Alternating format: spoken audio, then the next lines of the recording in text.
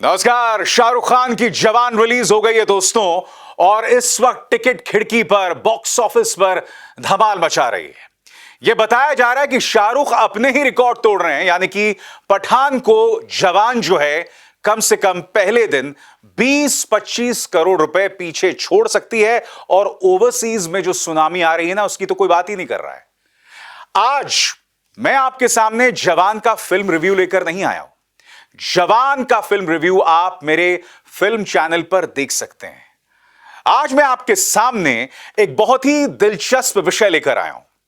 Film जवान के जरिए शाहरुख किस तरह का राजनीतिक संदेश दे रहे हैं। दोस्तों, आपको याद होगा कि मैंने इसी मंच पर अपने फिल्म एक्टर्स की अक्सर आलोचना की है कि आप लोग कभी भी समाज से जुड़े मुद्दों पर टिप्पणी क्यों नहीं करते। वो शिकायत शाहरुख खान अपनी इस फिल्म से दूर कर रहे हैं। दोस्तों, क्या आप जानते हैं कि अपनी इस फिल्म में शाहरुख 3 मुद्दों की बात करते हैं।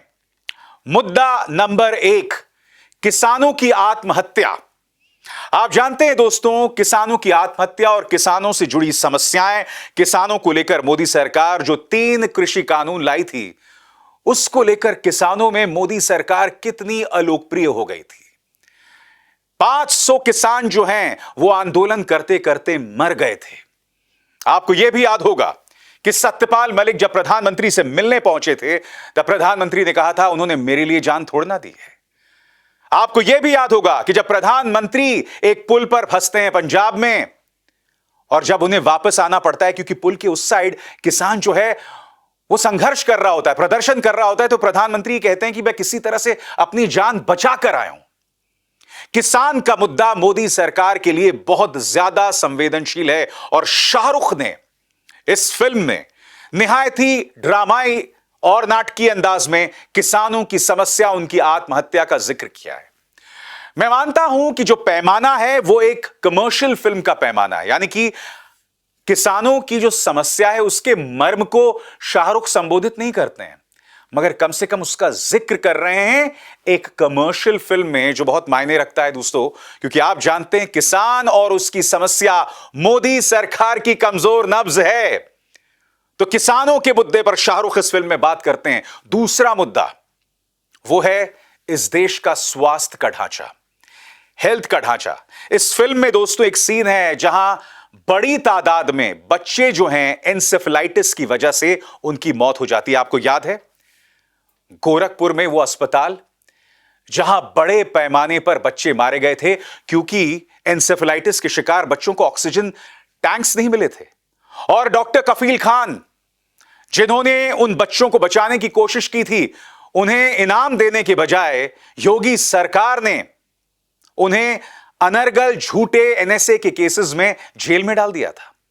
आपको यह भी याद होगा उस वक्त के स्वास्थ्य मंत्री सिद्धार्थनाथ सिंह ने वो शर्मनाक बयान दिया था, और वो बयान क्या था? वो बयान ये था दोस्तों कि अगस्त के महीने में तो ये मौतें होती ही हैं।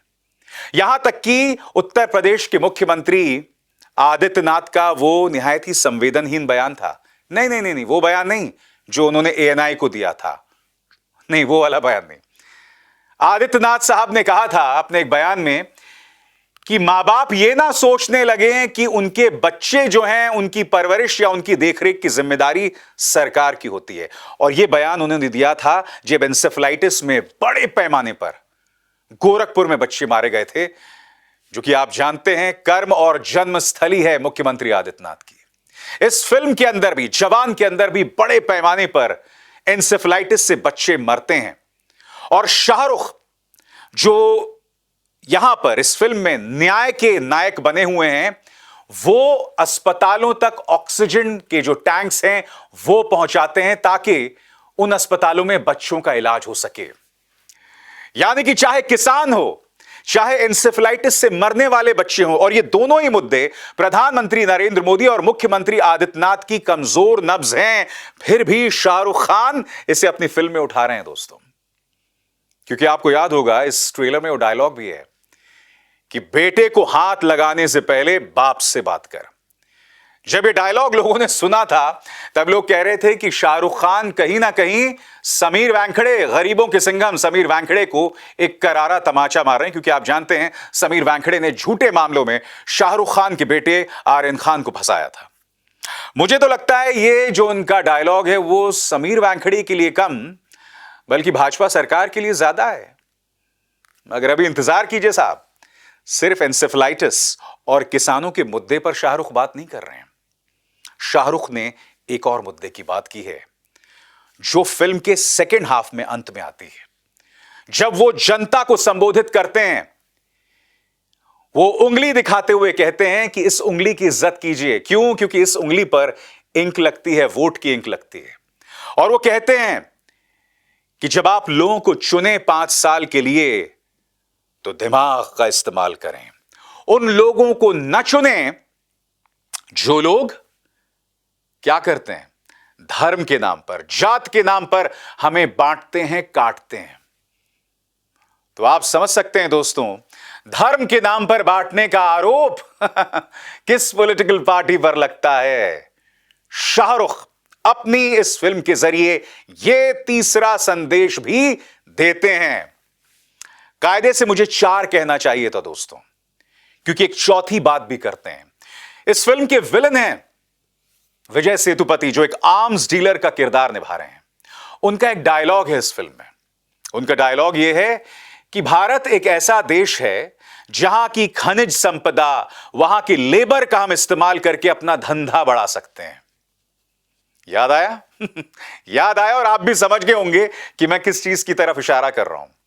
जी हां दोस्तों, जिस तरह से पिछले 9 सालों में हम देख रहे हैं कुछ खास उद्योगपतियों को भाजपा सरकार फायदा पहुंचाती है, और उनका नाम मुझे आपको बतलाने की जरूरत नहीं है। शाहरुख खान ने, जाहिर सी बात है वो नाम ले भी नहीं सकते हैं और लेंगे भी क्यों। शाहरुख खान ने बगैर उनका नाम लिए इस फिल्म में क्रोनी कैपिटलिज्म की भी बात की है। उद्योगपति जिस तरह से देश की खनिज संपदा को बर्बाद करते हैं अपने औद्योगिक हितों के लिए, उसकी बात भी शाहरुख खान इस फिल्म में कर रहे हैं। यानी कि शाहरुख 1 नहीं, 2 नहीं, 3 नहीं, बल्कि 4 अहम राजनीतिक संदेश इस फिल्म में दे रहे हैं।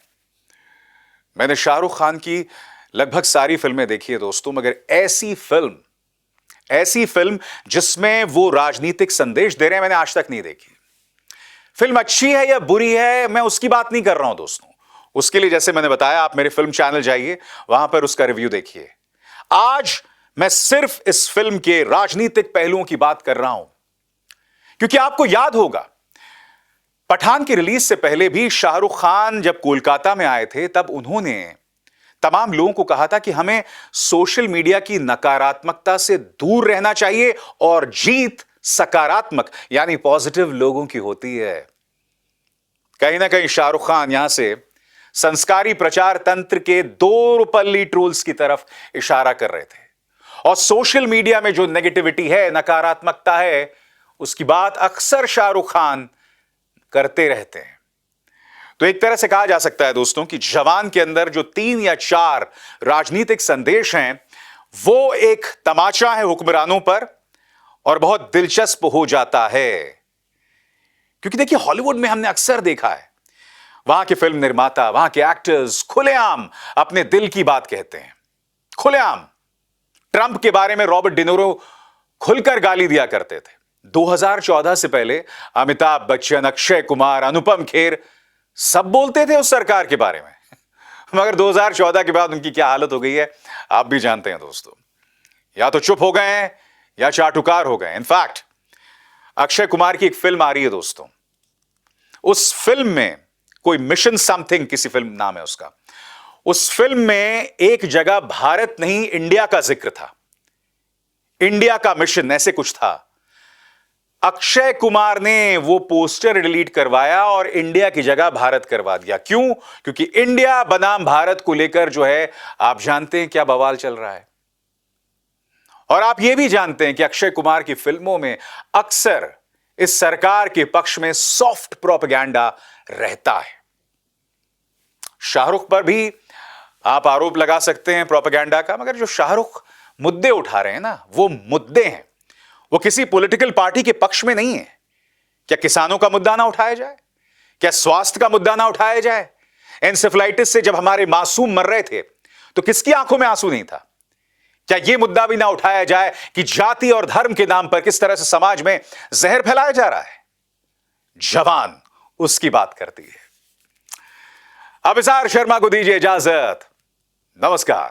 स्वतंत्र और आजाद पत्रकारिता का समर्थन कीजिए, सच में मेरा साथी बनिए। बहुत आसान है दोस्तों, इस ज्वाइन बटन को दबाइए और आपके सामने आएंगे ये 3 विकल्प। इनमें से एक चुनिए और सच के इस सफर में मेरा साथी बनिए।